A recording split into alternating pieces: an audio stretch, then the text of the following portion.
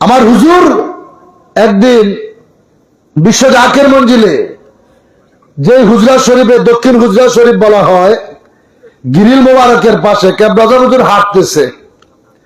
ওলি আল্লাহ সকল দুনিয়াতে সকল মাখলুকাতের জন্যই তারাও রহমত নিয়ামত। নবীজিকে যেমন আল্লাহ মাখলুকাতের জন্য রহমত হিসেবে পাঠাইছে, আউলিয়া কেরামদেরকে নিয়ামত হিসেবে দুনিয়াতে পাঠানো হয়েছে। এটা শুধু মানুষের জন্য না,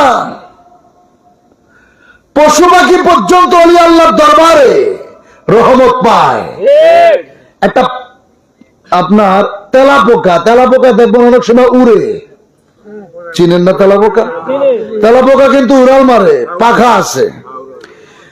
তো কেবলাজান হুজুর হাঁটতেছে, আর এই তেলাপোকাটা হঠাৎ উইরা আইসা হুজুর পাকের কদম মোবারকের নিচে পড়ছে। একটা মানুষের পায়ের নিচে যদি তেলাপোকা পড়ে, এটাকে বাঁচে?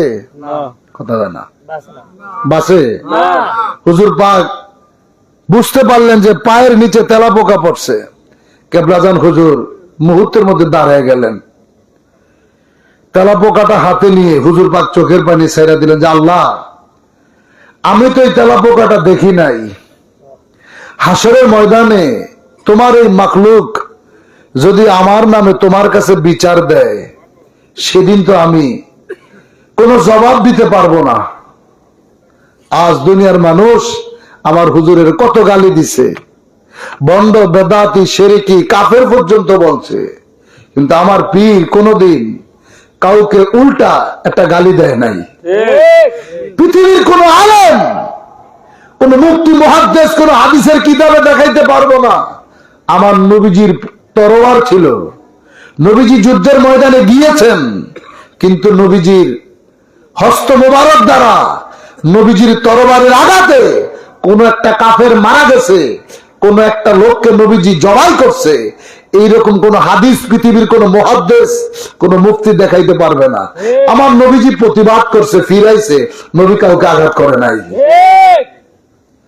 আমার হুজুর পৃথিবীতে আসছে, দুনিয়ার সবাই আমার পীরকে গালি দিছে, আমার পীর কাউকে আঘাত করে নাই, গালি দেয় নাই। তিনি তেলাপোকাটা হাতে নিয়ে, আল্লাহ তুমি তো মৃতকে জিন্দা করতে পারো, জিন্দাকে মারতে পারো, তোমার এই প্রাণীকে তো আমি দেখি নাই, আমার পায়ের আঘাতে সে মারা গেল, আমি কি জবাব দিব? আল্লাহ তুমি চাইলে কি তাকে বাঁচিয়ে দিতে পারো না? খাজা ফরিদপুরি আল্লাহর কাছে চোখের পানি ছেড়ে কাঁদতেছে।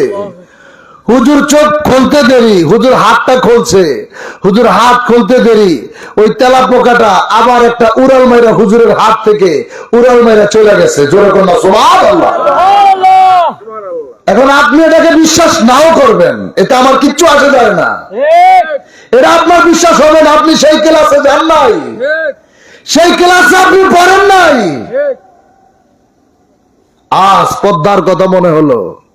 হিজবুল্লাহর ইমাম আগে তো আরিচা দিয়ে ফেরি পার হয়ে মেজো ভাইজান, মিয়া ভাইজান তারা ফেরি পার হয়ে ঢাকায় আসতেন। জাকের বাড়ির চেয়ারম্যানের কথা বলছি। কেবলাজান যখন ছিল 94-95 দিকে, তো মেজো ভাইজান একদিন কেবলাজানের কাছে বিদায় চাচ্ছে যে হুজুর আমি ঢাকায় যাম। হুজুরের হুকুম ছাড়া যে বললাম, এই যে আপনারা দরবারে যাচ্ছেন, দিন পার হয়ে যায়, রাত পার হয়ে যায়, সবাই বলে হুজুরের হুকুম নিতেই হতো, হুকুম ছাড়া তো যাইতে পারবো না, বিনা হুকুমে তবারক খাওয়া যায় না, এমন দরবারে যাই, বিনা হুকুমে এক লোকমা তবারক বাড়িতে আনা যায় না, কথা হয় না, টিকেট সাথে করে আনা যায় না। এটা কেমন দরবার? চাইলে আপনি মিলাইতে পারবেন না, নামের আগে পীর লাগাইতে পারবেন, কিন্তু ওলি আল্লাহ হইতে পারবেন না, কথা হয় না। তো হুজুর পাক হুজুরের কাছে যখনই বিদায় চাইতে যায়, মেজো ভাইজান, আমি আপনি না, আপন পীর তিনার আওলাদ হুকুম চাইতে যাচ্ছে, হুজুর ঢাকায় যাম, হুজুর অন্যদিকে তাকায় চলে যায়, উত্তর দেয় না। একদিন গেল, 2 দিন গেল, মেজো ভাইজান বুঝতে পারছে নিশ্চয়ই ঘটনা একটা আছে, কারণ কেবলাজানের কাছে যখনই যায় হুজুর অন্যদিকে চলে যায়। 3য় দিন মেজো ভাইজান বিদায় চায় নাই। 3য় দিন হুজুর নিজে বলতেছে মেজো ভাইজানের নাম দেয়া যে বাজান আপনি ঢাকায় যাইবেন, যান, বিদায় দিলাম, আপনি যান। মেজো ভাইজান মোজাদ্দেদি জাকেরানদেরকে সাথে নিয়ে গাড়ির বহর নিয়ে রওনা করছে ঢাকার দিকে। পদ্মা নদীতে আরিচা এই দৌলদিয়া ঘাটেই যেখানে গতকালকের এই ঘটনা ঘটলো, ফেরিতে উঠছেন। তো ভাইজান যে ফেরিতে উঠে পার্সোনাল ভাবে নিয়ে যায়, সেখানে অন্য কোনো গাড়ি উঠে না, সিকিউরিটির ব্যাপার আছে, শরীয়তের একটা বিষয় আছে।